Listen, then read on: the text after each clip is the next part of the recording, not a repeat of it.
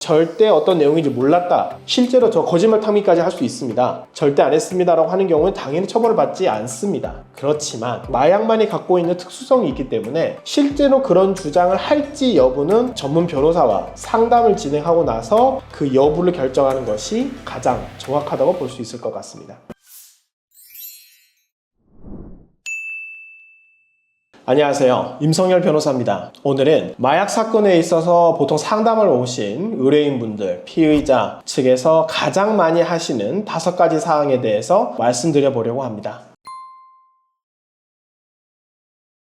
마약 사건에 있어서 가장 핵심적인 여부는 고의 여부입니다. 내가 해당 내용에 대해서 저는 담배인 줄 알고 피웠어요 라고 주장할 수 있겠지만 실질적으로 내가 거기에 대해서 정말 몰랐다 라고 한다면 처벌이 안 될 수도 있을 것입니다. 그렇지만 사실 마약을 피우는 건 매우 여러 가지 방법이 있죠. 필로폰 같은 경우에는 혈관에다가 투약을 하니까, 또 특히 물뽕이라고 하죠. 기계에 넣어서 호수를 가져와서 피우는 이 물뽕까지도 저는 사실 몰랐다 라고 하면 매우 위험한 사항들이 있겠지만, 예를 들어서 정말 담배랑 비슷한 경우가 있죠. 그 당시에 제가 클럽에서 술에 만취해 있었기 때문에 옆에 있었던 친구가 넘겨줬던 게 전 담배인 줄 알고 피웠어요 라고 주장하는 경우가 있었지만, 이런 경우에도 사실 매우 신중하게 접근을 했습니다. 담배랑 유사한 형태였습니다, 또는 전자담배 형태의 합성대마였습니다 라고 얘기할 수 있겠지만, 실제로 본인이 선처를 받고자 한다면 정확하게 언제, 어떻게, 누구랑 같이 있었고 투약 방법은 어땠으며 해당 마약은 어떤 종류였다, 이런 내용을 살피고 나서 고의 여부를 주장하는 것이 가장 중요합니다. 절대 어떤 내용인지 몰랐다, 실제로 저 거짓말 탐기까지 할 수 있습니다, 절대 안 했습니다 라고 하는 경우는 당연히 처벌을 받지 않습니다. 그렇지만 마약만이 갖고 있는 특수성이 있기 때문에 실제로 그런 주장을 할지 여부는 전문 변호사와 상담을 진행하고 나서 그 여부를 결정하는 것이 가장 정확하다고 볼 수 있을 것 같습니다.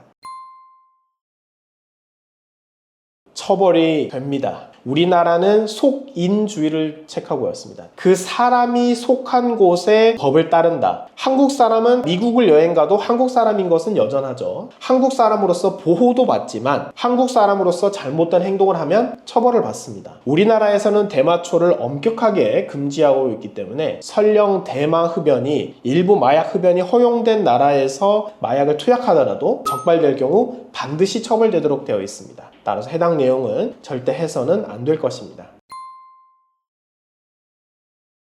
그렇습니다. 일반적으로는 모바일 검사를 통해서 나오도록 되어 있습니다. 왜냐하면 모바일 검사인 경우에는 만약에 본인의 머리카락이 10cm 또는 15cm 장발이다, 그러면 남성인 경우에도 이 모발을 전체로 다 해서 검사를 하기 때문에 약 한 100수에서 130수 정도를 마약 검사를 하죠. 그렇다면 보통 수사기관에서는 매우 장발인 경우에는 2cm에서 3cm 정도 전부 다 잘라가지고 평균적으로 한 달에 1cm가 자란다 라는 기본 전제 조건에서 그 이전에 10cm가 넘어가는 모발에서 확인이 된다, 또는 다른 채무에서 확인이 된다고 하면 1년이 지난 투약에 대해서는 당연히 처벌이 가능합니다. 텔레그램이나 다크웹이나 여러 가지 루트를 통해서 마약을 구매했다. 그렇지만 그 마약 판매상이 적발된 경우에 해당 비트코인 그리고 대포통장 거래 내역이 전체가 전부 압수수색이나 관련 내용이 확보가 되기 때문에 실제로 그러한 내역이 있다, 그렇다면 거래 내역 또는 이동 내역, 심지어 통신 기록이 1년 동안 저장이 되기 때문에 1년 내의 행동에 대해서는 그게 위치가 저장이 됩니다. 따라서 본인이 모바일을 첫 번째 갖고 있는지, 두 번째는 그런 거래 내역이 남아있는지, 세 번째는 통신 기록 위치가 남아있는지 여러 가지 사항을 통해서 충분히 적발될 수 있다라는 점을 인지하셔야 됩니다.